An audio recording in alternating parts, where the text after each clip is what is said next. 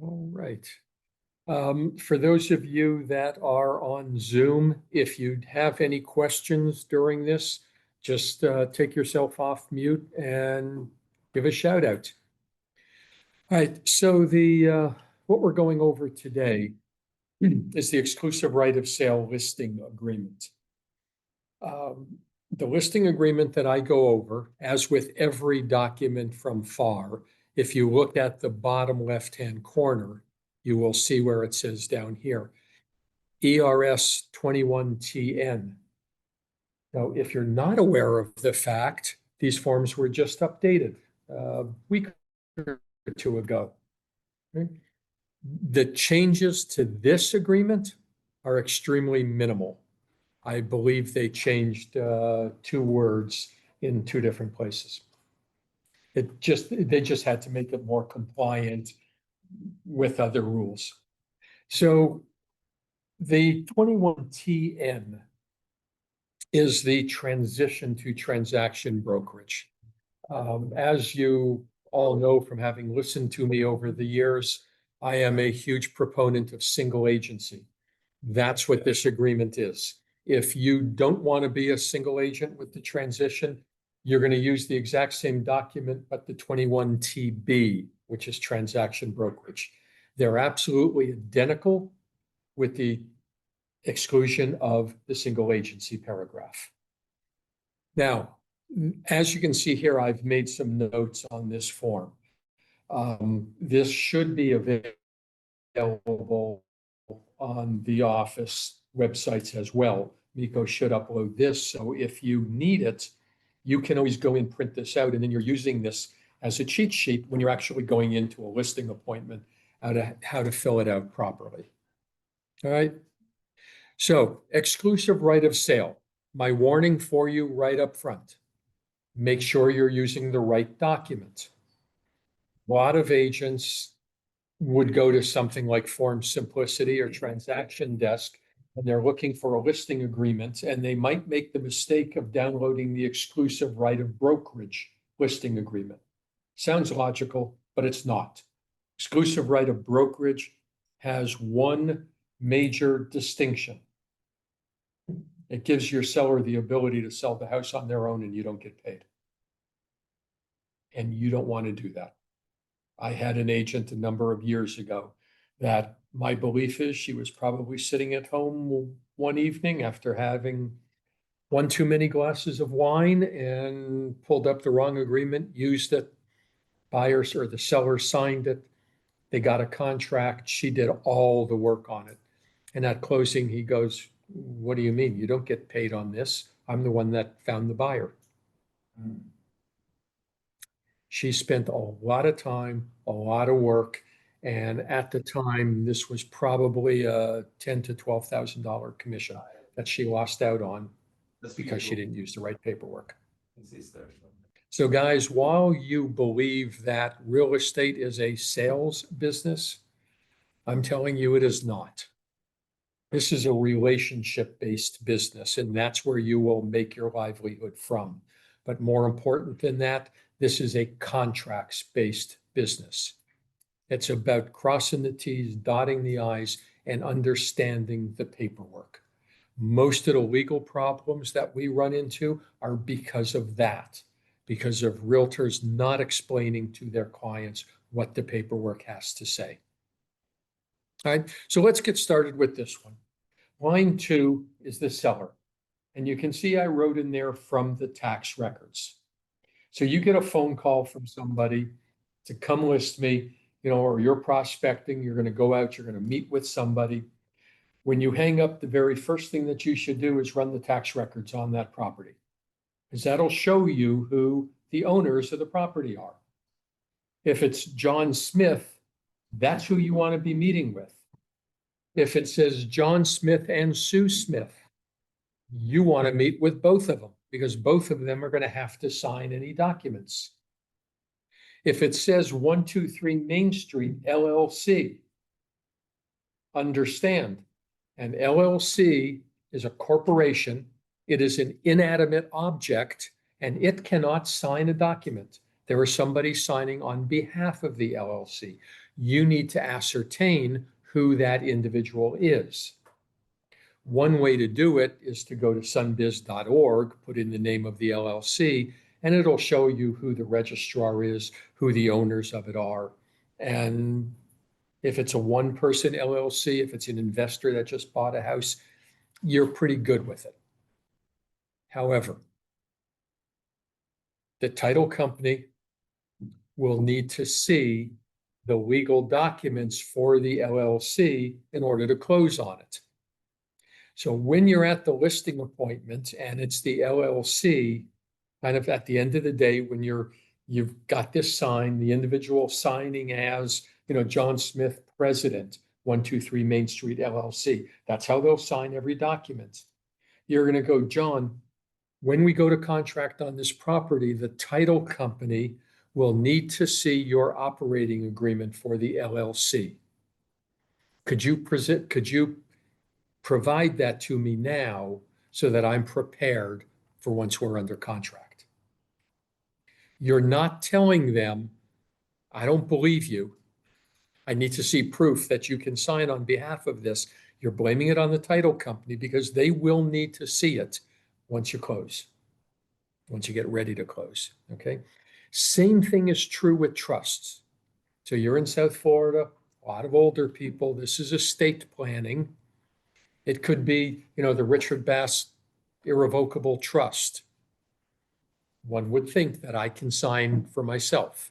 What happens if you get a phone call one day from my son who says, I'm representing my dad. We put him into a home. I'm selling his properties. Can he sign on behalf of my trust?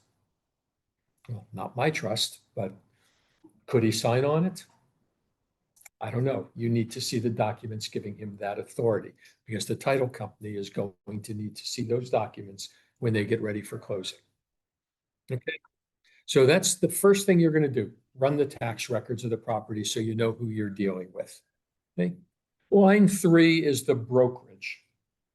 So guys, for you guys, it is Keller Williams Realty Consultants. For those of you on Zoom, it is Keller Williams Realty Professionals or Keller Williams Elite Property. It's the name of your office. It is not Keller Williams, not Keller Williams Realty. It is not Keller Williams / your name. That's not the name of the brokerage. That's what it calls for here.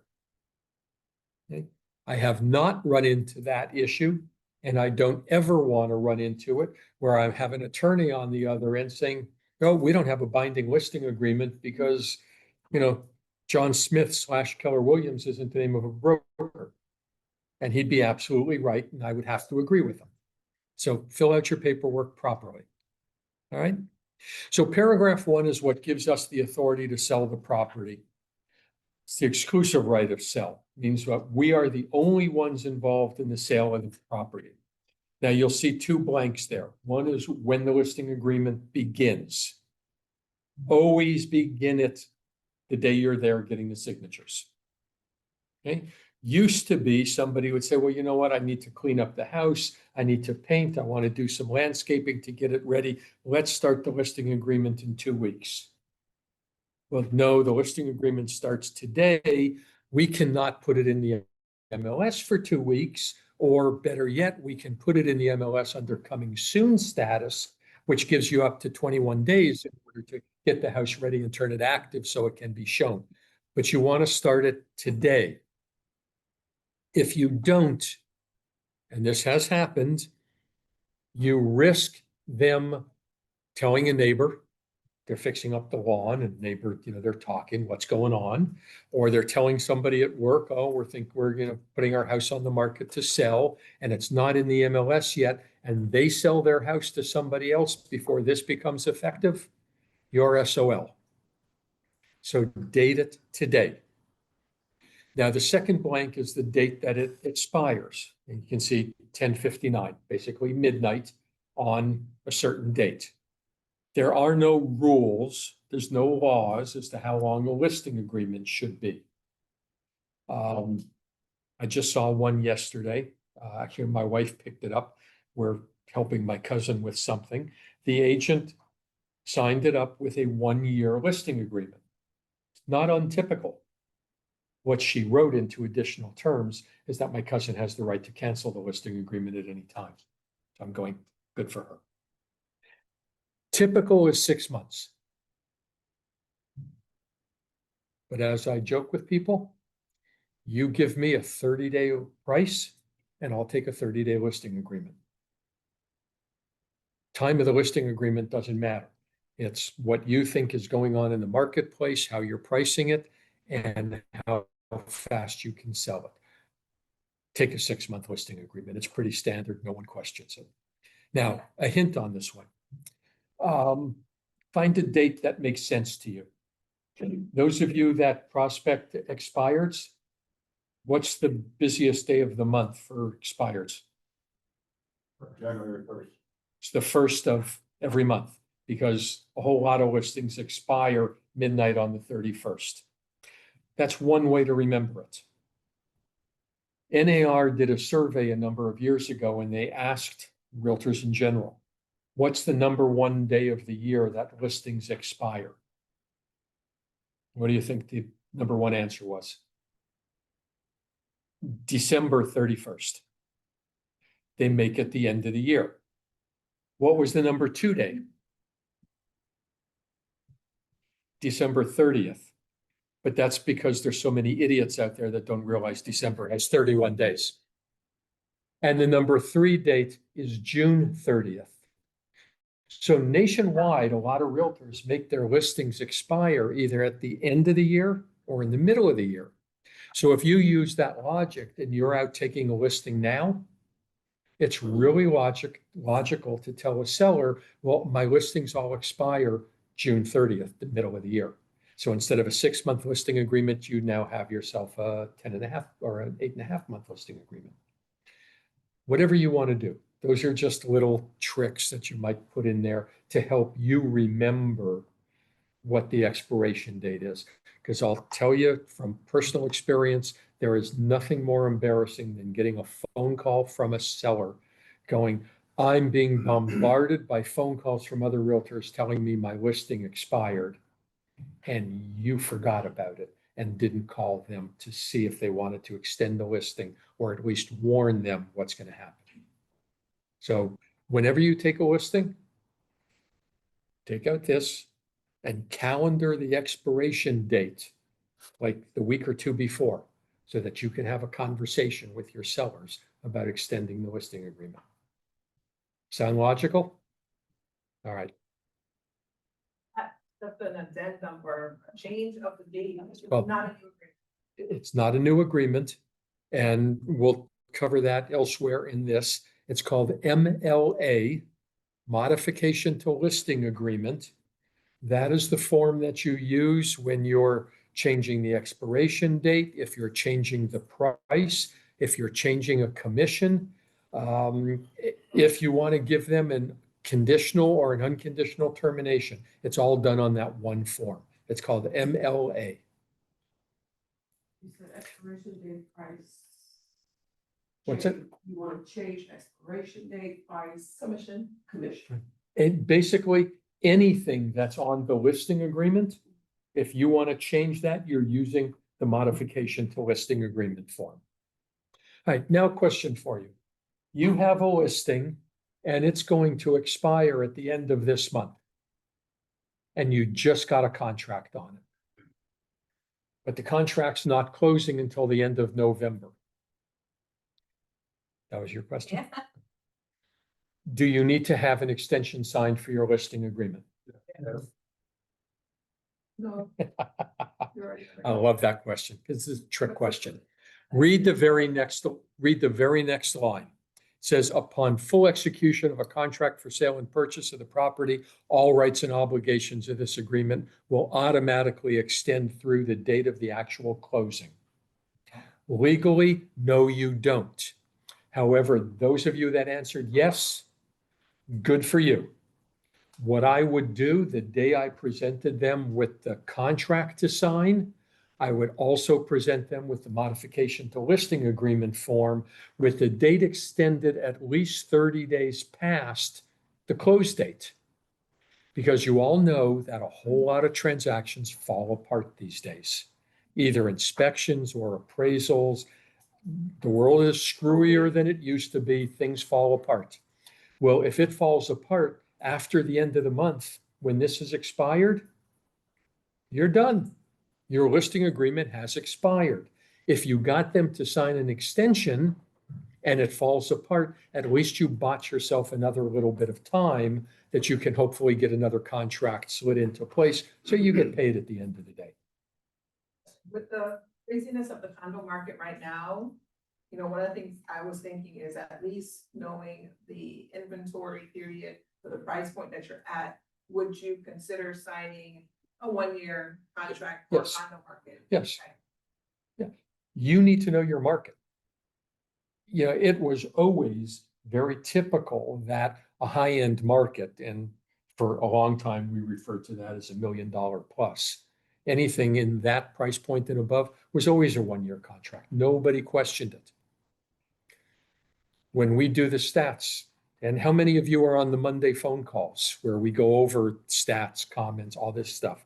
So one of the things you're looking at is the trend of days on market.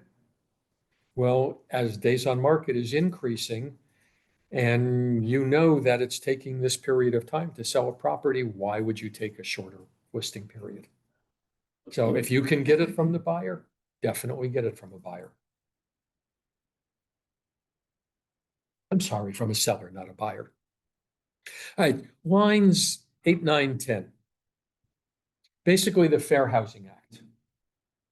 And, you know, it's one of the things that I kind of wish that they would expand on a little bit with all of our contracts because it is so important. And unfortunately, a lot of you know, the Fair Housing Act is ignored by a lot of people. But this is serious stuff, guys. Easiest way to put it to you, you talk about the property, not the people it applies to. Okay? House has an incredible backyard. Not an issue. House has an incredible backyard for the kids and pets to play in. You've now crossed the line with familial status. Property is within walking distance of the nearest synagogue or church. Well, now you've crossed the line with both handicapped and religion. What you can say is close proximity to houses of worship, which is no different than saying close proximity to shopping, close by to all highways. Keep it generic. It's about the property, not about the people it applies to. What I always warn you about is that HUD does employ what they call mystery shoppers.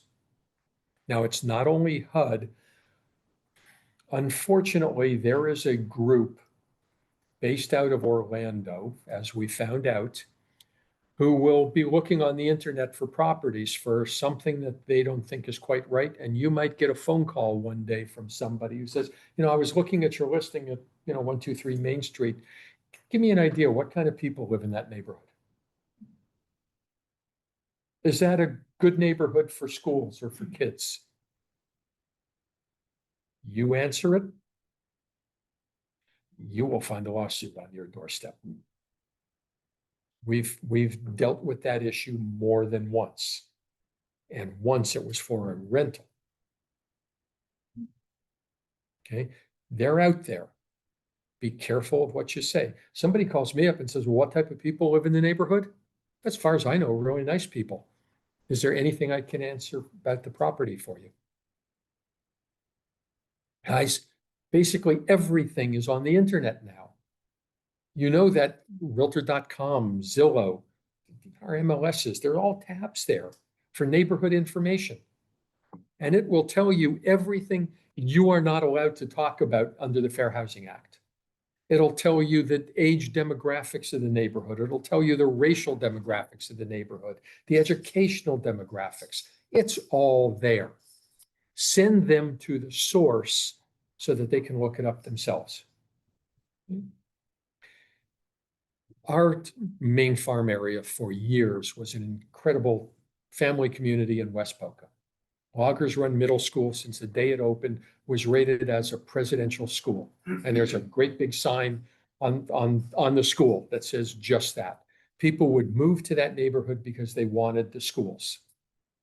Do you know what? If they're asking me about the schools, my answer is, you know what? If you go to the Palm Beach County School Board or down here, the Broward County School Board, you can put in the address of the property. It'll tell you what schools are serving that neighborhood, and it'll give you all the information you need to know about the schools. I know it's really important to you. You asked me about it. I want you to make your own decision as to what the good schools are or not. Okay? Because your opinion of the school might be totally different than their experience at the school. And then who do you think they're blaming? So with AI today, I've been running my housing description that I write through ChatGPT, and having Richard mention this, one of the things that we could possibly do is not just run it through ChatGPT, but ask it to be compliant with the housing. Okay. So yeah, I'm glad you brought that up. It's a great comment. And it's really interesting because as my wife and she's on the computer every day looking at stuff. It's real evident when ChatGPT wrote the description on the property. You know, don't be so lazy and let them do it. You can let them do it, but then go in and then customize what it says. They are not always correct. You want to make sure what they're writing. One of the great things about chat is that you can go in and say, write this in a friendly term, write it more formal, make it funny. You can have them customize it for something more like you. And if you use it a lot, it eventually starts learning your style. But go in and personalize it a little bit. The other realtors out there might appreciate it. All right, paragraph 2, description of the property. Well, first line is the street address. That's easy enough because that's the address you're driving up to. Legal description. Same thing as the owner. That's in the tax records. And it will generally be something like,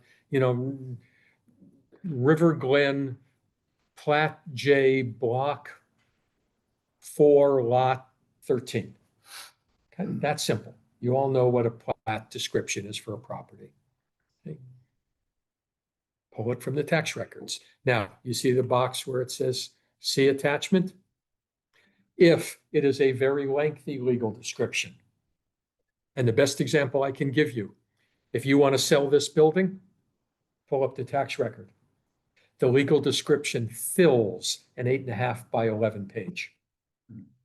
For those of you that know the history of Coral Springs, you'll understand why. If that was to ever happen to you, that it was a lengthy legal description, you check the box that says see attachment, you put in attachment A at the top of the tax record, you write attachment A, and they'll initial that and it becomes part of your listing agreement. Okay. You got a question? Okay. All right, personal property, including appliances. This is more important on the contract than it is on the listing agreement. On the listing agreement, it is your opportunity to have a conversation with the seller. Because not everybody understands what gets left with the house when they move. Okay? What you're going to want to put in here is including appliances. You put in refrigerator, stove, washer, dryer, dishwasher, all pool equipment, the big stuff that you can think of. Now, the purpose of this, you walked into the house, you shook their hands, you put your books down at the kitchen table, and said, Mrs. Seller, do me a favor, take me for a tour through your house. I want you to tell me the features of your house. What was it that attracted you to the house? Because that's probably going to be what the next buyer is going to like as well. So it's a great way to find out what the talking points of the house are. But while you're walking through, you're making notes. And then you're back at the kitchen table and you go, Mrs. Seller, I noticed the chandelier in the dining room is very unusual. which is a polite way to say really ugly. Are you planning on leaving that? And they might very well say, well, no, you know what? My mother-in-law gave that to us as a housewarming gift. We're taking it with us. Great. What I have found is that when a buyer walks into the house and falls in love with your house, they're falling in love with everything. And now that chandelier becomes part of the negotiations. Even if I write into the MLS, dining room chandelier excluded, if the buyer likes it, it's going to become part of the negotiations. So here's what I suggest to you. Why don't you and your husband go over to Home Depot or Lowe's, buy a chandelier that looks like it belongs, and let's switch it out now. You already know you're taking it with you. So box it up, put it away. By the way, I also noticed that those really unusual drapes in your bedroom, match your bedspread. Are you planning on leaving all that? Because they're really ugly too. It amazes me how many people want to take things like drapes because it matches something else. Well, up until a couple of years ago, drapes were always excluded. They're actually now part of your contract. I don't figure out why, because most drapes are on hooks and you just unhook them, take them with you, but they're now part of the contract. So have that conversation. 2 or 3 years ago, was actually an agent in this office, went to do the walkthrough before closing. They were representing the seller and all the drapes were missing. They were all taken. And he admitted he forgot to have that conversation with the seller. And he ended up personally writing a check for a couple $1,000s to the buyer to buy new window treatments. This is where it's important to understand the contracts and know what's going on. So, TVs. Almost everybody has big screen TVs in their house now. Most of them are mounted to the wall. Right? Interesting, because you can just pick up that TV, it's on a hook, and taking it with you. What about the hook that's on the wall? The bracket that's on the wall? It goes with the house. That's a fixture. The wires that run through the wall to attach to the speakers that we used to have here, those speakers are attached to the house. They stay. You need to have these conversations ahead of time so that they understand it. I've walked into too many homes that there's a hole in the wall because they took the bracket down and all the wires, everything that was behind the wall, they took all of that with them. No, can't do it. So that's the importance of this particular line here. It's more about you having that conversation than what you actually write in there. Okay. Occupancy. You are going to check that it is or is not currently occupied by a tenant. If the sellers are living there, then you're checking is not automatically.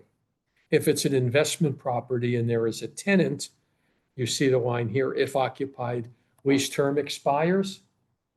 Not only are you putting in that date, but Mr. Seller, can you provide me with a copy of the lease? Okay. You understand that the lease conveys with the sale of the property. So if the tenant's in there and they have a lease that goes through next March and the buyer's closing on it in November, the buyer's not moving into that house until next March when the tenant moves out. And the last and security get transferred to the new owner, and everything else that goes with it. You need to know what the terms and the conditions of the lease are that's going to convey. All right, paragraph 3, price and terms. Well, price is the easy one. It's what you've had this discussion with the seller. Sellers decided where they want to list the house, and you're just putting the price in there. Financing terms. I recommend you always check cash and conventional. FHA and VA is going to depend on the property. As you know, in the condo market, not every condo is FHA approved. You don't want to check FHA if it ain't FHA approved. As you're putting that into the MLS, And what happens when another agent is with a buyer who's an FHA buyer and they show that property and then they find out that they can't buy it because it's not approved. So be careful of that. And if you want more information on VA or FHA, you've got a couple of really great guys sitting in the office right there. Ask them if they would teach a class on it one day for you so that you understand the terms and conditions of those two. Now, since we just had this conversation on Tuesday in one of the other offices, a lot of agents will tell their sellers that we don't want to deal with VA. There's too many terms and conditions with VA. And it's like, kind of, excuse me, but these are people that laid their life on the line to defend our country. And you're saying that you don't want to work with those people?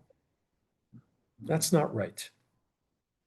At least let's understand what those terms and conditions are so that we can consider it. Okay.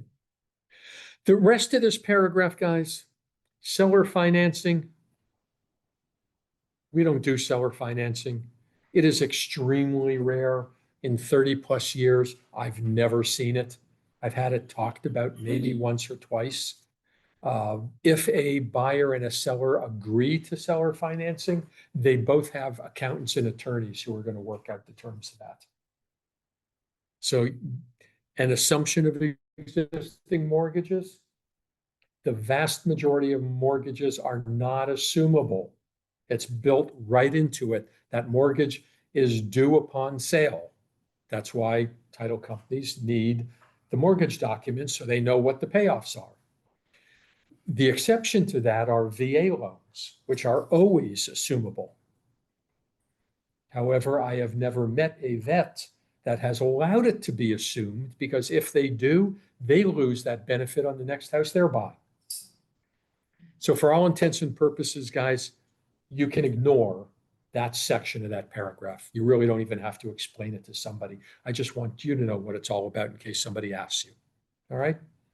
Now, C. Yep, go ahead. It's very likely a small UVA, and if they had an interest rate of 4%, they'll be getting an interest rate of 3.5% or 4%, assumable loan, and not at 5 or 6. That's why a buyer might look for an assumable loan. However, as I said, I've never met a vet who has allowed that to happen, not unless they're like, 80 years old and going into a home that they're never going to buy anything again. And chances are they own their home free and clear. So it's, as I said, for all intents and purposes, that doesn't come up. So you really don't have to discuss it with anybody. Now, seller's expenses. It says seller will pay mortgage discount, other closing costs or concessions not to exceed X. I recommend you leave that blank, or better yet, put NA, not applicable. Mr. Seller, let me explain to you what this is about. However, I don't want to commit you to anything up front. However, there are some buyers out there in today's environment that they might be very well qualified for a mortgage. They have a great job. They're earning a good salary. What they don't have is a lot of free cash. So we see offers being made where the seller will pay 3% towards buyer's closing costs. That's what this is about. We'll talk about that when the offer is made. I just don't want to commit you to having to do it right up front before anybody asks. This is where you're starting to show your value to that customer. You think that many realtors out there understand what that's about and can explain that to the seller? No, this is where you become the expert. You tell them you understand all this and you're looking out for their best interests. Right. Paragraph 4, broker's obligations, simply says we'll continue to market and advertise the property until it goes under contract. Paragraph 5, multiple listing service. This was changed a year or so ago. It says we will place the property in the multiple listing service It is beneficial to the seller because the property will be exposed to the largest number of potential buyers. But you need to understand, as an MLS participant, we're obligated to enter the property into the MLS within 1 business day of marketing the property to the public. That literally means anything other than coming into your office and telling other agents about it. You can't put it on the internet. You can't hand out flyers. You can't send out emails or TikTok blasts or anything else. All of that's considered advertising. Once you advertise it, it has to be in the MLS. Most sellers couldn't care less about this, but that's what your explanation of this is. Next page. Sellers authorizing us to market the property to the public, except if limited below. Marketing, and it tells you what marketing is about. Public marketing also includes marketing the property to other brokers outside of our office. You're agreeing to place appropriate transaction signs on the property. Now, the next line where you see I wrote, do not check, do not check. If you check it, they want you to put the property on the internet, but don't tell anybody where it is. Well, who in their right mind is going to look at a property if they don't know where it is? So don't check that box. The next one says, seller does not authorize broker to display the property on the MLS. Well, if you don't display it on the MLS, you're not advertising and market. I mean, that's your true form of a pocket listing. You get to tell your own buyers, you get to come into the office and tell people about it. What do you think your chances of finding a buyer for the house is? Guys, this is the entire argument going on in our industry right now between Compass and everybody else. Compass wants to maintain their own in-house list of listings. They want their agents to sell their own listings. And there's not a person that I know that sees a benefit of doing that. The benefit to putting it in the MLS, as it said, is you're exposing the property to the greatest number of potential buyers at one time. When you put it into the MLS, it uploads to every website there is. Zillow itself gets a couple million visitors a day. Why would you not want to market your property? So where it says in number 3, line 68, where I also wrote do not initial, that's basically saying seller understands that they're idiots, but they want to do it anyways. You want them to initial that they understand what it means to check one of those boxes. So basically, you don't check any of those boxes. You don't have them initial. All right. Okay. Number C, line 169. Obtain information relating to the present mortgage on the property. Why? Because at closing, prior to closing, the title company needs to see all their mortgage documents. So again, you're sitting there at the kitchen table, you Mr. and Mrs. Seller.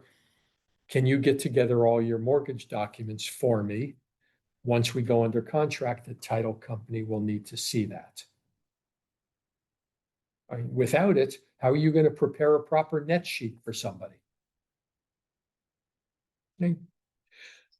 D, honestly, I have no idea why that's in a listing agreement. We do not provide a CMA to the buyer. That's their agent's job. Okay. Now, E, you're checking the box to use a lockbox system to access the property. Whenever possible, you want to get permission from the seller to use a Supra lockbox. I hope none of you ever put a combination lockbox on a property. Even if it's vacant, you don't use combination lockboxes. There is no security to it whatsoever. I could literally take my shoe and hit the back of a combination lockbox and pop it open. Worse yet, you give out the combination to another agent to access the property. The buyer now has the combination. to come and go when they want into that property. And that's your legal liability for doing that. The super lockbox cannot be accessed by anybody except realtors who are members of the board. Okay? You are a professional. Spend the money and buy the super lockbox, put it on the door. Now it says a lockbox does not ensure the property's security. Sellers advised to secure and remove valuables. They agree the lockbox is for their benefit, and they're releasing the broker and all brokers from any liability in relationship to that. See, Mr. and Mrs. Seller, even if I was here, I can't guarantee that a buyer isn't going to take something off your countertop. So when you go to work in the morning, put your jewelry away. Don't leave anything laying around that you don't want to see missing. There's just no guarantee. And God, you know, if you do happen to have any weapons in the house, please make sure they're locked up properly. That's the last thing that we want to hear happening. Somebody selling a house. Now, I also want you to understand, and this is great conversations to have within the office at times, what are the benefits of putting a lockbox on the house? How are you going to sell the idea to a seller that you're not going to show up at every single listing, that there's going to be an electronic lockbox on there? What are some of the reasons you're going to use a lockbox? Anybody? They can have access with an agent, with the buyers. Correct. It's guaranteeing that another licensed realtor will always be there.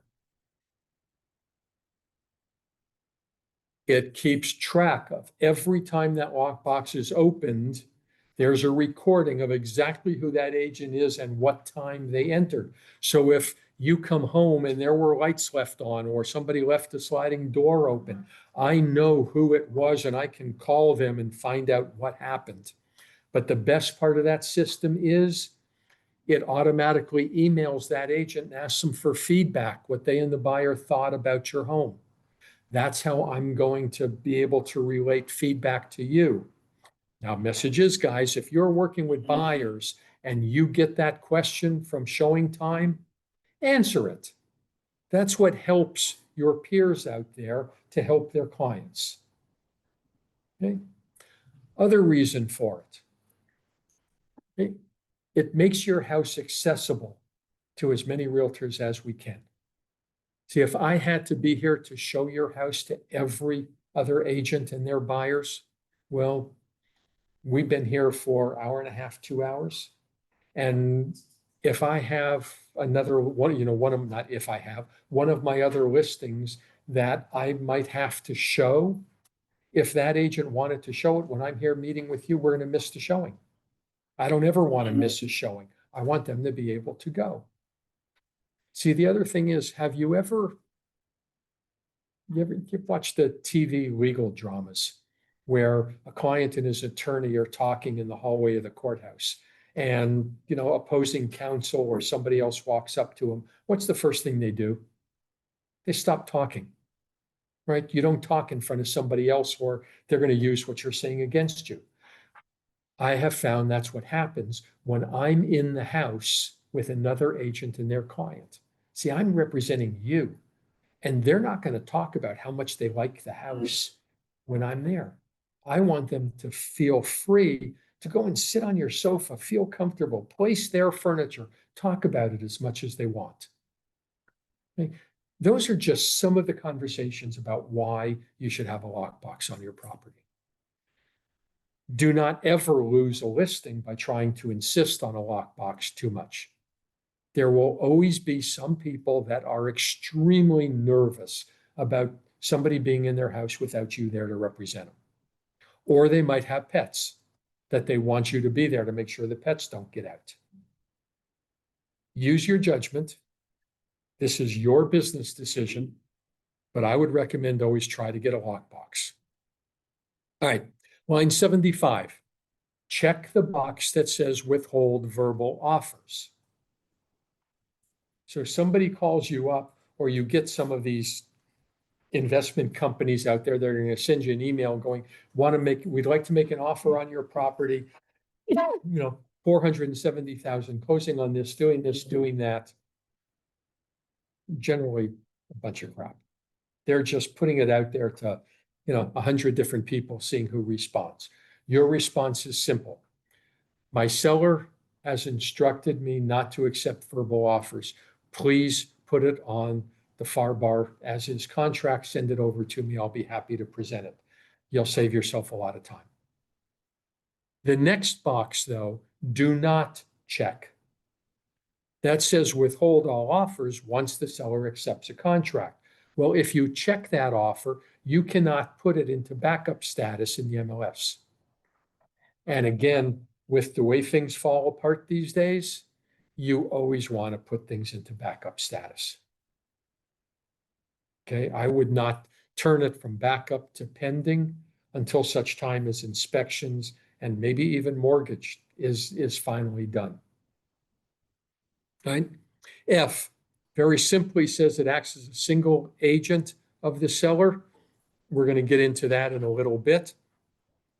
Paragraph G talks about virtual office websites.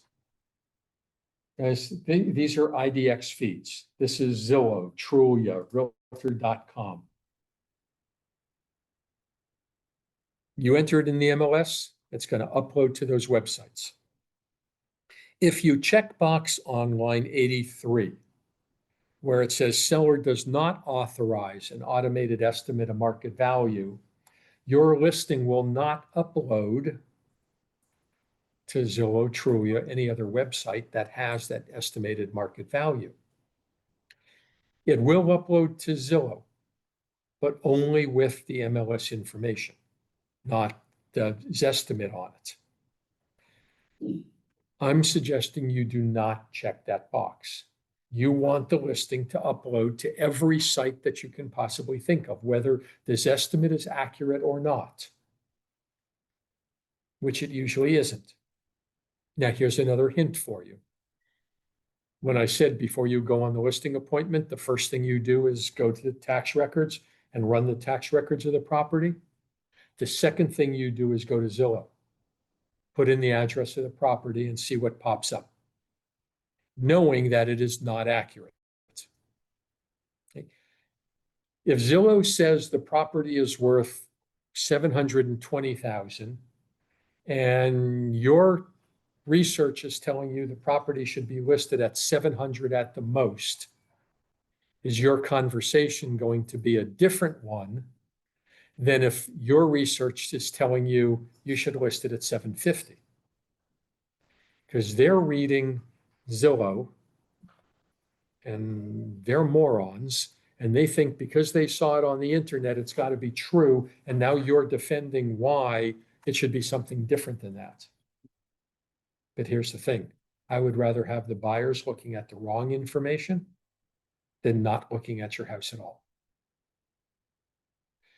Do you understand how Zillow works? How these estimates work so that you can explain it to somebody?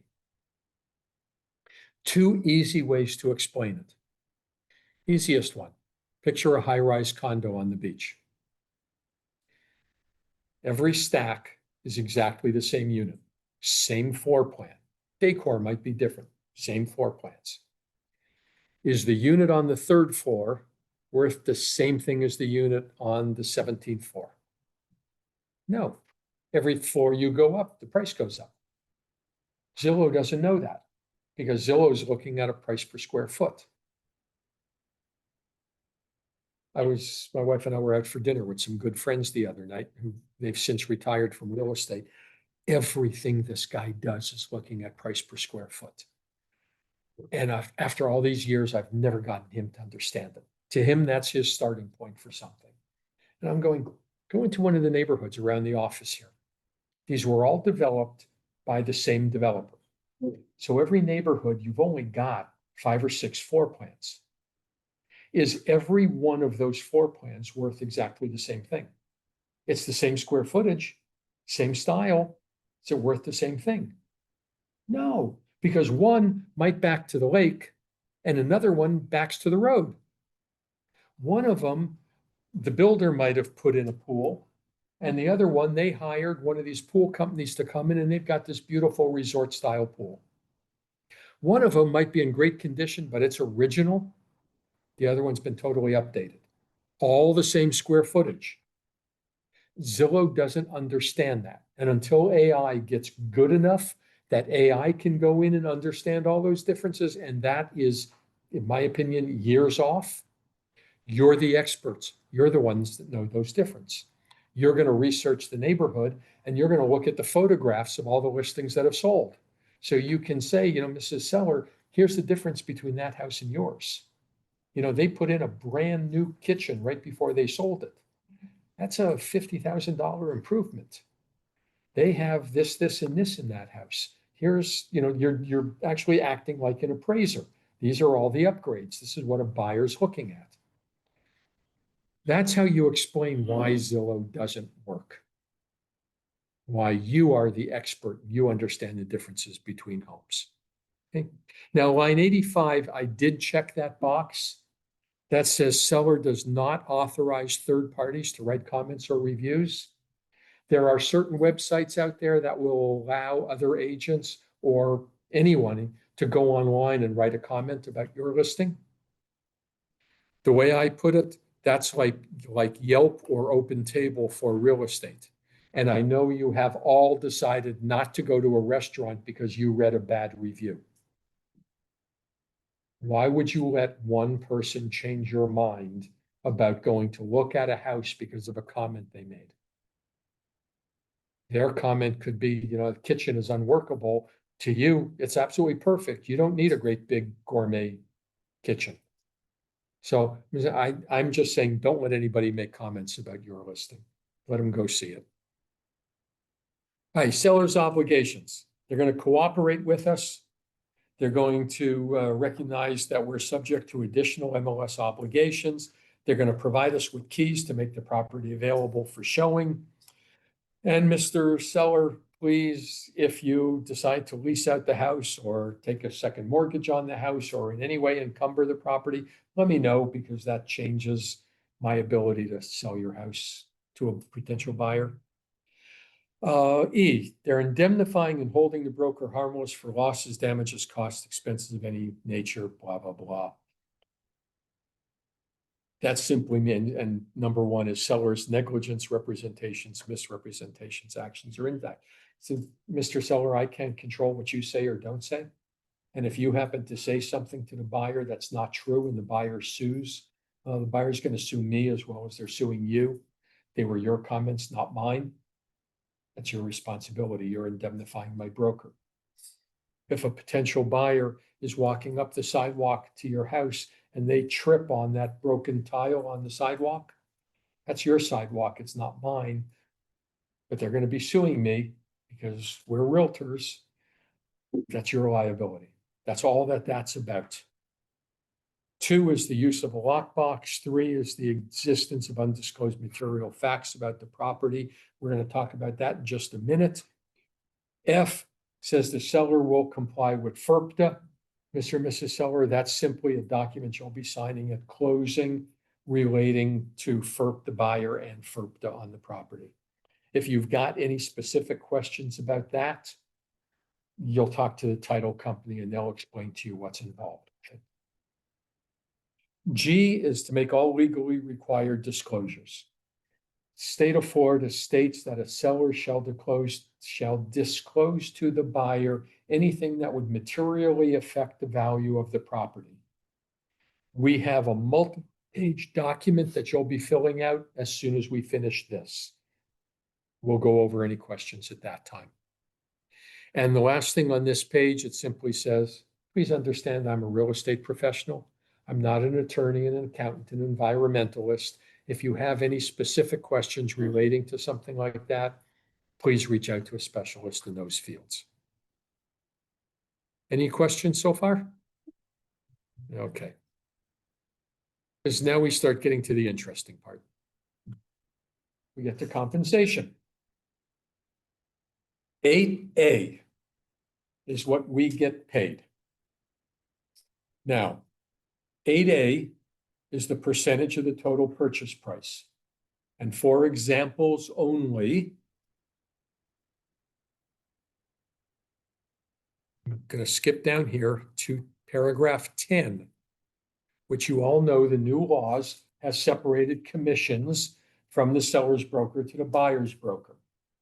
There are two ways the buyer broker can be paid. One way is broker to broker commission. The other way is seller to broker commission. If you check 8A, which is broker to broker, I'm sorry, 10A, which is broker to broker, in 8A, you are going to put in 6%. We're collecting the full commission, and then we're paying out whatever percentage to the buyer's broker. What I recommend is you put 3% in 8A. That's what you get paid. And in 10B, you put down how much the buyer's agent is getting paid. Now, 8A, we put 3%? Yes. And 10B, you're putting 3%. So here's a conversation you might have with a seller. They're going, well, Maxwell, how much is your commission? My commission is 3%. One of the things we need to talk about in a couple moments is how much you're willing to pay the buyer's broker for bringing a buyer to your house. Those agents that are doing this properly, and the best testimonial that I will have, you all know Frankie? She will tell you she is making more money now than she ever has. Because she's in control of how much she gets paid, not the other agent. How many agents out there taking 5% listings and paying out 2.5 and 2.5? Now, we're not supposed to talk specific commissions. I'm using this just as examples. But you collect what you're worth. This is knowing your value proposition. What are you bringing to the table? And I'm showing you in the next section about single agency, what you're bringing to the table for your seller. This is not just how you're going to market the property or do open houses. This is your expertise. You get paid a fair commission. And then it's up to the seller to decide how much they want to pay the buyers. Just part of my soapbox, guys. This is all part of the lawsuits that we went through last year, where the DOJ and a couple of big law firms sued NAR about their policies. And they decided commissions had to be broken apart. The lawsuit was sellers were never told that they were actually paying the buyer's broker commissions. Well, excuse me, but that was bullshit because it's written right into our old listing agreements as to how it worked. It was clear. The problem was there were a whole lot of realtors out there who never explained that to their clients. Okay. What you need to understand about commissions is who pays the commission. To me, that's a really simple answer. The commission is paid by the transaction. It might be designated that the seller is paying me a commission, and maybe the buyer's paying the buyer's broker a commission, but the reality is it's the transaction that's paying it. See, if it's a $500,000 sale and there's a total of 10% commissions being paid, that's $50,000. The seller has to be willing to accept a net of $450,000. If they're only paying a portion of that, then the net that they're going to receive is higher than that. It's always a matter of what their bottom line net is, what they're going to walk away from. It's not about the commission. It's about what you're going to do to make them the most money at the end of the day. You understand that?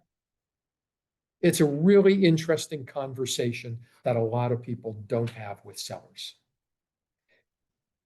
When we talked about, certain buyers asking for 3% towards closing costs and prepaid. Easiest example I use is, let's say you have a $100,000 property.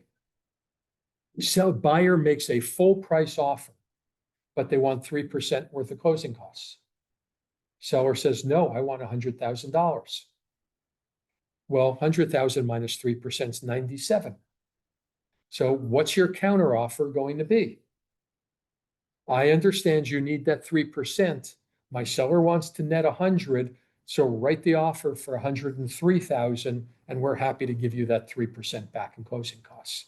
And that way everybody gets what they want, right? It's really simple. It's a function of what you've negotiated in the contract. All right. Now, let's go back here. Okay. B, we don't do because we don't do options.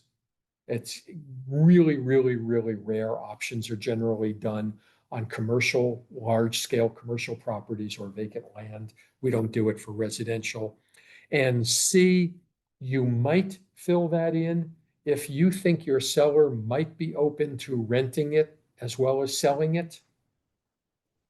I would put in 10% of the gross value of the lease. You've now covered yourself, whether they accept a contract for sale or a contract to lease. But if they need to sell it, if they need to get out and there's no consideration for leasing it, you can ignore that as well. All right, paragraph D is an important one. Our fee is due in the following circumstances. If any interest in the property is transferred, whether by sale, lease, exchange, governmental action, bankruptcy, or any other means of transfer, whether the buyer is secured by us or the seller or anyone else. Now, here's the problem with it. Do you really think that if the property is taken by eminent domain or bankruptcy, that we're going to get paid? No. So if somebody is creating an issue with this, and a lot of times attorneys will, I have no problem with you crossing out governmental action or bankruptcy. There are attorneys who will try and cross out that whole line. As your broker, I will not allow it. Because if they cross out that whole line, we've lost our right to get paid. So those two things, you don't even have to ask me. Anything more than that, you call me up, send me over a copy of what they want, we'll talk about it. Okay. Now, number two, I'm going to break this into two parts. If seller refuses or fails to sign an offer at the price and terms stated in this agreement, comma. That means you present the seller with an offer that's basically full price and they don't accept it, we get paid? No, we don't. Mr. Seller, we get paid when we find a ready, willing, and able buyer that you agree with who closes on your property. A buyer can show up and they can offer you full price. They can waive the inspections, waive an appraisal. It's a cash offer. And you know what, Mrs. Seller, you pick the closing date. So there's no reason for you to say no. You still have the right to say, that buyer kicked my cat, he insulted my wife, he dragged mud through my kitchen. I don't care what he offers me, I'm not selling him my house. I fully understand. We will find a buyer that's acceptable to you, and when we close, that's when I get paid. Okay? Now, the next part of this says defaults on an executed sales contract or agrees with the buyer to cancel the contract. So you've got a contract on a property. And a week or two later, the seller calls you up and it says, you know what? My wife is freaking out about selling this house. Said, we need to cancel the contract. Mr. Seller, I totally understand. He said, I'll reach out to the other buyer or to the other agent and we'll see what the buyer wants to know. However, I strongly suggest you speak to an attorney because what you are wanting to do is to break a legally binding contract, and there can be repercussions to that.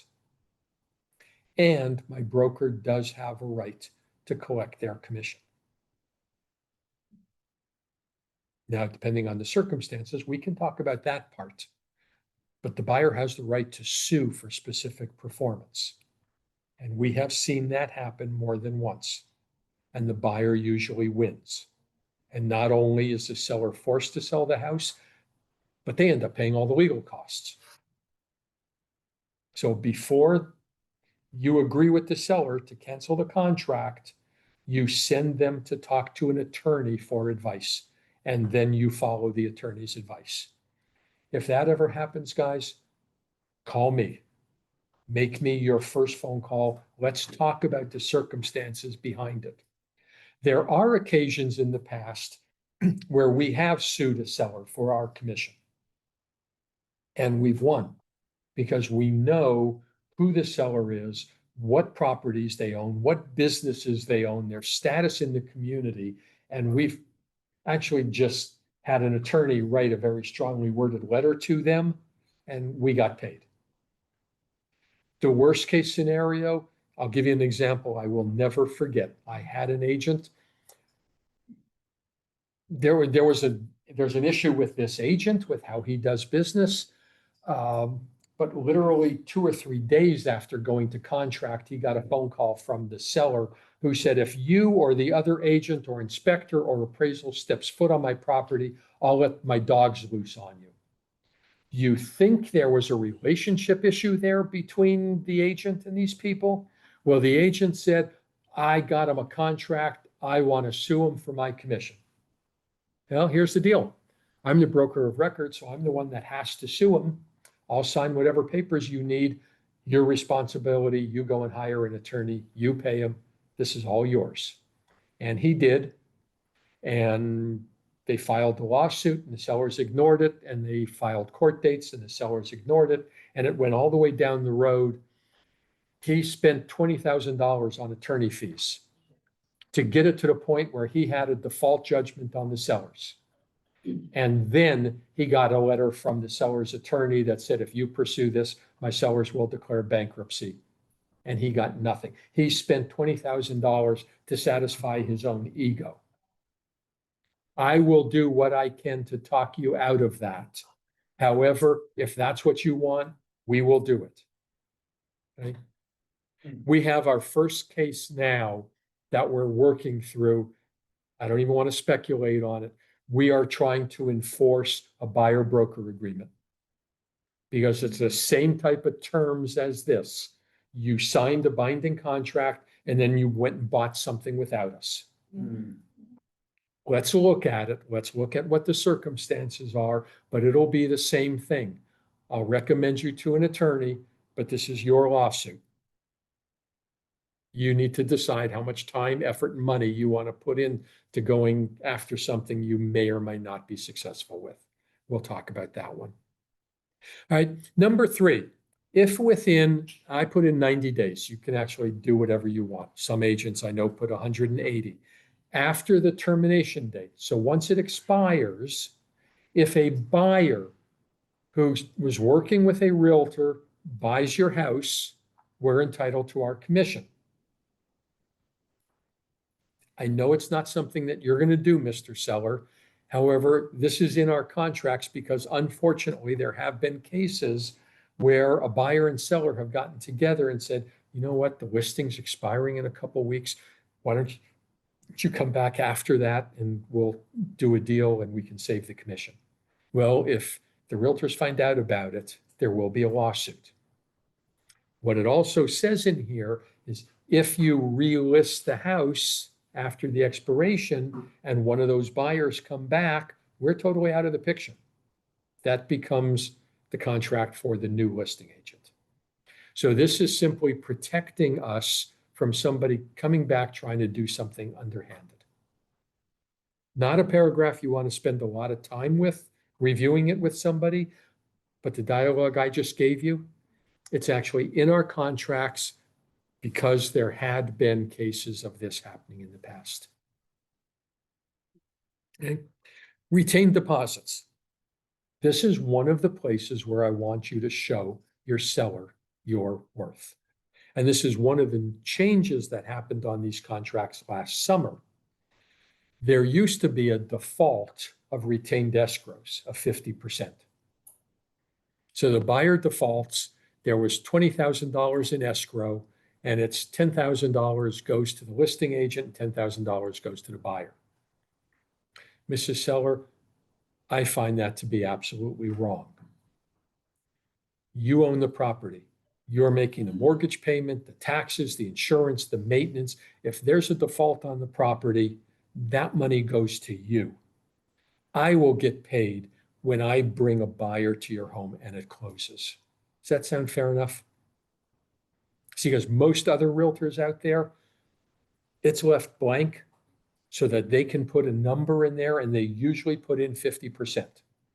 I believe that's wrong. If that happens, there's only one thing I'm asking of you. I want you to tell your family, your friends, and your coworkers how I always look after my client's best interest. Will you do that for me? Guys, you go after repeat and referral business, and you will be in this business for as long as you want. That is your future in real estate. Okay. And then in the middle of nowhere, they stick in here, brokerage commissions are not set by law and are fully negotiable. Notice to sellers regarding buyer's brokers. This is where it's explaining that the buyer's broker can be compensated by either the broker or the seller. What we've decided is that you'll be compensating them by 2%. It's also saying that you understand that the buyer's broker might be compensated by the buyer as well. Doesn't really matter to us. You know, maybe they signed a buyer broker agreement that they're getting paid 3%. Well, we're going to pay 2%, and their buyer's paying them the other 1%. Or they might very well ask when they submit an offer that you pay the whole thing. We'll address that when the time comes. But that's all that this paragraph is talking about. Okay. And then you go paragraph 10, we already talked about that one. And you see, I wrote my little note in red here. 10B is the commission the seller is paying to the buyer broker. 8A is just the commission the seller is paying to Keller Williams. That's actually written wrong. It's reversed. I need to fix that. And that's what happens when I do this stuff late at night. I've usually had more than one glass of wine. You didn't hear that. All right, single agent. So what is a single agent? Mr. and Mrs. Seller, single agency is another way of saying I'm representing you as a fiduciary. That's the same way an attorney would represent you. It's the way your accountant represents you, your doctor represents you. And if you're in the stock market, the best of the stockbrokers out there operate as fiduciaries. It simply means that we put your interests in front of ours. So what does it mean? As a single agent, and again, Keller Williams, your office, Realty Consultants, and its associates. So it's covering everybody in our office owes you the same duties. Well, everybody deals honestly and fairly, or they should. The next 4 are the ones that make or create a fiduciary relationship. Loyalty. Hey, Mr. and Mrs. Seller, I am loyal to you and only you in this transaction. Confidentiality. Anything you tell me about the property, about what's going on, unless it's against the law or against my code of ethics, I'm bound to honor that. If I know that somebody's selling their house because they're getting divorced, no one will ever find that out from me. If I know somebody's selling their house because they've got a terminal illness, no one will ever find that out from me. That's confidences that I keep for you. Obedience. What I said, I am bound to follow your directions. You are my boss. If I'm telling you that I want to sit open houses every weekend and you're saying, no, I don't want open houses, I'm listening to you. If I'm coming back to you in a couple of weeks and you say, you know what, I think we need to reduce the price, and you're saying, no, I don't want to, I'm going to try and talk you out of it. But at the end of the day, I am bound to follow your directions. Full disclosure. That means that anything that I find out regarding the other party that affects our ability to sell your house, I'm sharing that with you. So if I find out that the buyer is, had a job transfer, is moving here, and they need to get their kids registered in school by the end of this month, that puts us in a pretty good negotiating position. I'm sharing that with you. Okay. That's what a single agent does. The rest of these, accounting for all funds, skill care, due diligence, presenting offers, disclosing all facts, every realtor does that. Okay. Guys, when you're on your listing presentation,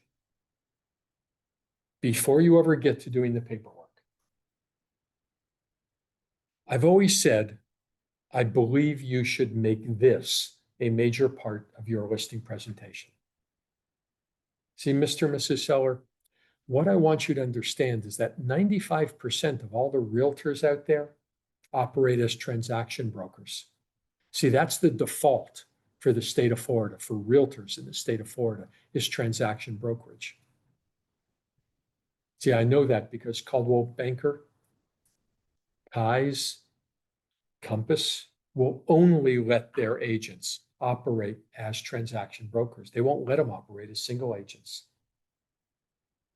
I'm one of the very few brokers that I know, maybe a handful of us, that believe in single agency. So my question is, do you want to move forward with somebody that's going to represent you and your interests in this transaction, or somebody who's just representing the transaction? You do that in the listing presentation, and even if you don't get to the paperwork and they're interviewing more than one agent, what do you think is at the top of their mind when they're talking to that agent? Let that agent explain why they don't operate as a single agent. That makes sense to you? This puts you heads above most other realtors out there. Now, something I was thinking about this morning, I happened to be talking with Bob Wills from Supreme. He's the regional director from Supreme. If you've never met Bob, you should meet him. He's a great guy. We were talking about ethics, politics, doing the right thing with people. And I'm going, at the start of every team meeting, right? We start with mission, vision, value. We start with the Y4C 2Ts. How would your listing presentation look? How would it go if one of the things you were to talk about was the Y4C 2Ts? See, Mr. and Mrs. Seller, one of the reasons that I'm at Keller Williams is their belief system and how they treat other people. This is unique to Keller Williams. And personally, this is how I operate in everything I do, whether it's real estate or in my personal life. What do you think about this? How do you think that conversation would go, Maxwell? I had never thought about that before this morning when I talked to Bob. We talk about it all the time, and it's how we conduct ourselves. But why not make it part of your presentation, both to sellers and buyers? This is what we believe in and how we work. You want to work with somebody like that, or you want to go out there and take your chance with your cousin Joe or your friend's daughter who happens to do nails during the day but sells real estate on the weekend. And if you really believe it, like you know, when you signed up here, it's easy to talk. So much convincing because you believe it yourself. Yeah. So just a thought for you guys, consider making that part of your presentation. All right, so single agent, and they're going to sign that they agree to you being a single agent. Now, built into this agreement, Mr. and Mr. Seller, is the consent to transition to transaction broker. See, that only happens when one of the other agents in my office brings the buyer to the home.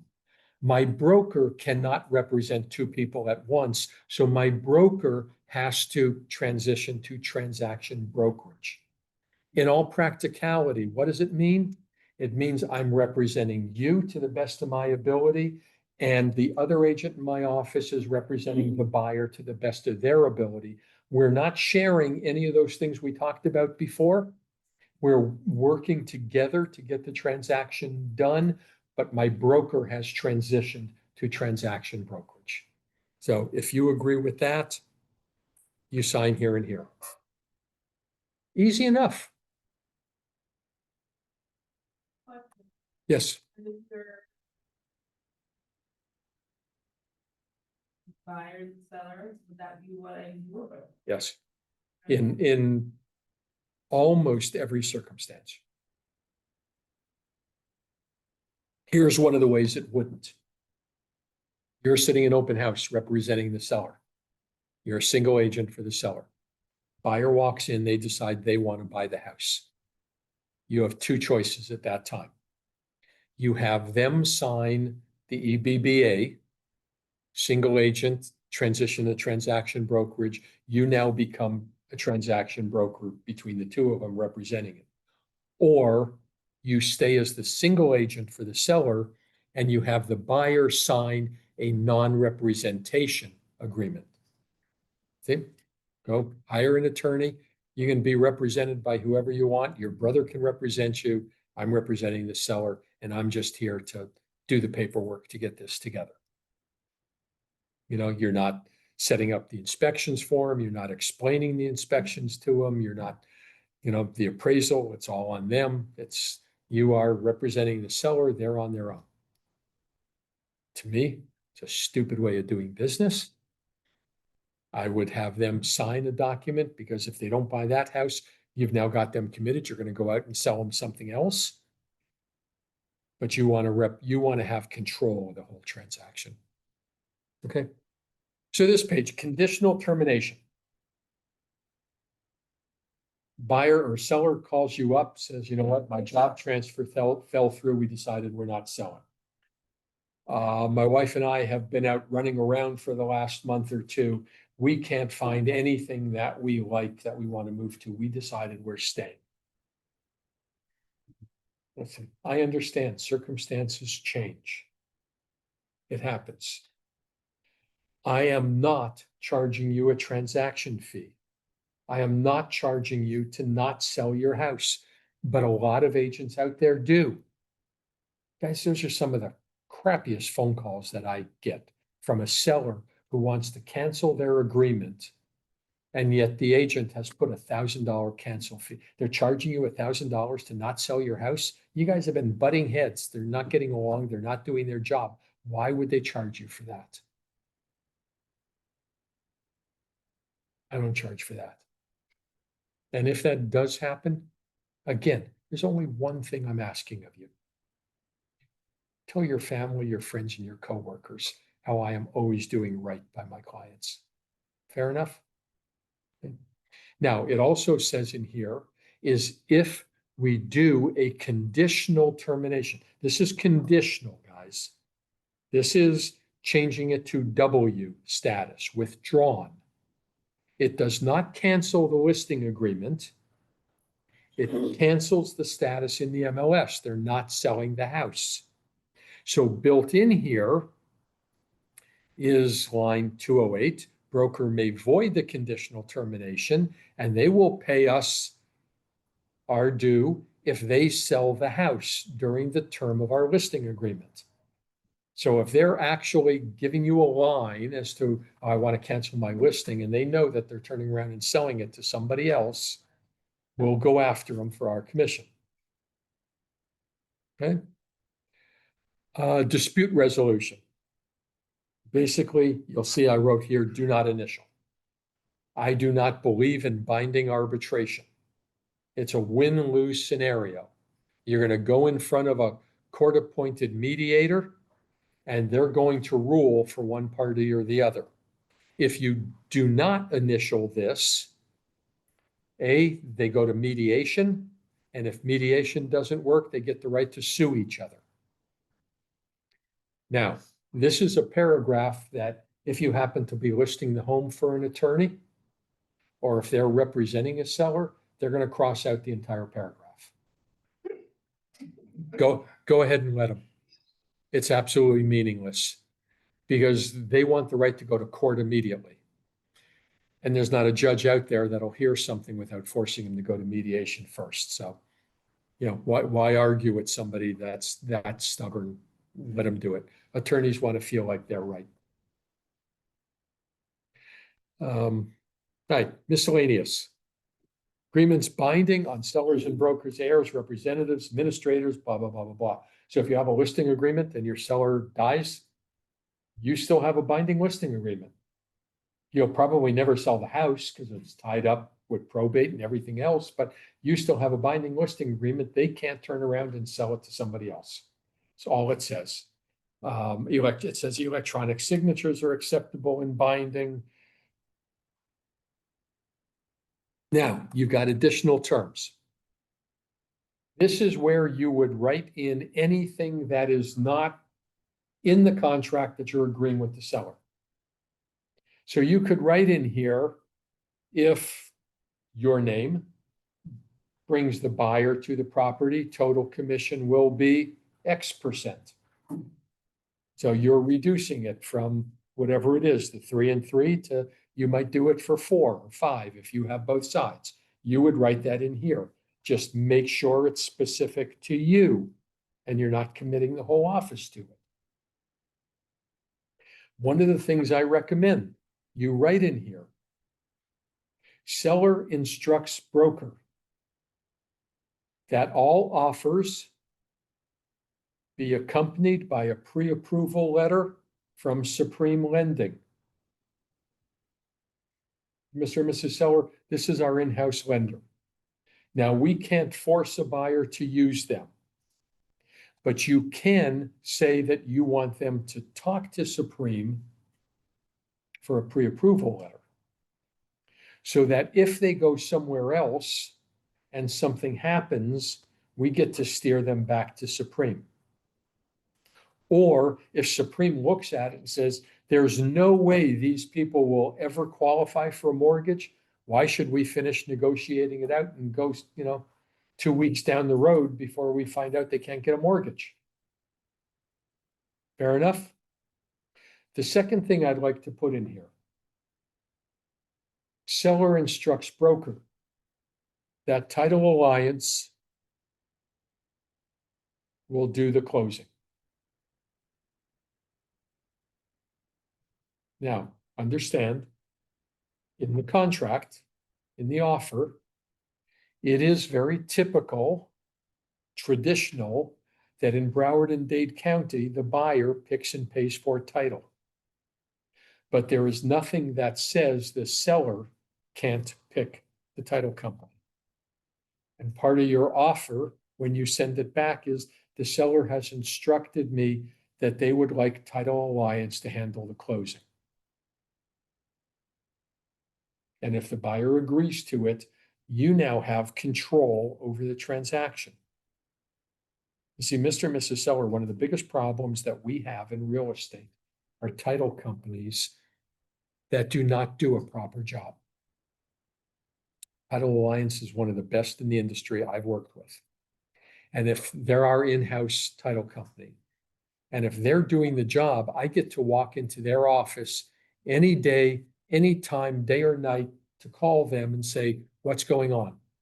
Has the appraisal been ordered yet? Have we done the searches? Have the deposits been made? Has this, has that, we know everything. These are all questions that I will probably not be able to get answers with if it's somebody else's title company. This is the best thing for you. And honestly, even if it ends up costing you a couple of dollars at closing, it is still well worth it to have the control of the transaction to make sure there are no issues happening. Is that something you can explain to every seller? You're there as their fiduciary. You're there to protect their interests. Why would you give away to the biggest parts of the transaction to somebody else? Okay. Now, the other thing you can write in here, and a couple of our agents, our teams that use transaction coordinators, which if you're newer in the business, I do suggest you all use a transaction coordinator. So going back up to the commission part, go back up to paragraph 8.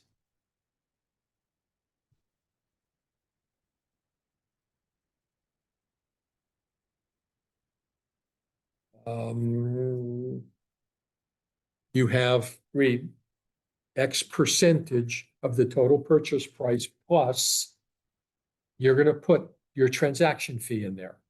$395, $495, $595, whatever it is you're paying. That's what goes in there. That's your total commission. But what you would do in additional terms, you can write in there, and I'm going to use Trevor because he does a great job in the Fort Lauderdale office and he works with a lot of people here. Trevor Coyne shall, as name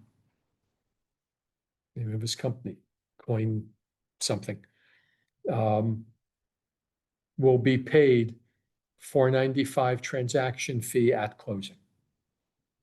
So that's kind of like outside. He gets paid separate from what your commission is. You can actually write that in, and you're explaining to them what he does. When I get back, I give him all my paperwork, and he's going to do this and this and this. And when we go under contract, he's going to make sure that all the dates are met, and he's going to make sure the inspections, and he's going to go over that. And he's going to get the appraisals, and he's going to make sure that you get from today through closing.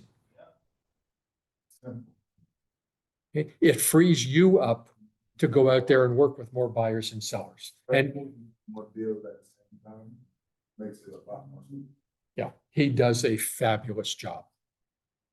It is okay with the brokerage to give to Trevor your credential for comment and the sign. To give who? Trevor. Trevor, your MLS. Only Not that. signing that. Yes. Yeah. It is okay? He handles that for a whole lot of agents. Yeah, he can go into the MLS and make changes for you. He's got like administrator level that he can do that, I believe. Thank you. Yep. In regards to A, where you write in the transaction fee, Mhm. and writing it here with Trevor. At the bottom, in Yes. additional terms, Yeah. you're going, would it be in both places? For, You could write the $495 transaction fee shall be paid to Coin Inc. at closing. Yeah, you're not gonna collect your commission plus a fee plus pay him that. Theoretically, you could. When I see some of the amounts that agents charge for that transaction fee, I think that's because, the way we're explaining the transaction. Yep. Sometimes you're like, well, isn't that what you're supposed to be doing anyway? And, to me, on the closing disclosure, it looks better that it's not going to Keller Williams. correct. This is, I haven't been doing that, So, so I'm gonna add yeah. that. so one of the reasons of the lawsuits last year was as I said before, people weren't explaining to sellers how commissions, how the whole thing worked. DOJ became interested in the whole thing, and they're not done. I don't believe this is really over yet. DOJ wants to see commissions totally separate. I believe that's how it should work as well. I believe that the section in here that the seller's broker pays the buyer broker should be taken out of our contracts, should no longer be in there. It should be the seller paying the buyer's broker, or better yet, even that is gone. And you're representing the seller and getting paid by the seller, and the other agent's representing the buyer, they're getting paid by the buyer. And if they want to ask the seller to pay X number of dollars as a concession, they can ask it as part of the contract, and it becomes black and white as to what money goes where. Just my belief that that's where real estate is heading in the next couple of years. And I'd love to see you guys do it now. Get ahead of it and be able to explain that to your buyers and sellers. This is just for transparency. That's the only thing that changed. Transaction, as I said before, the transaction, the whole thing is what pays all of those fees, but it's the transparency as to how that happens. All right. Any questions, guys? What's it? But I'm trying to do the best I can, and what you taught us was very good and helpful, so thank you. Richard, on the 50th day,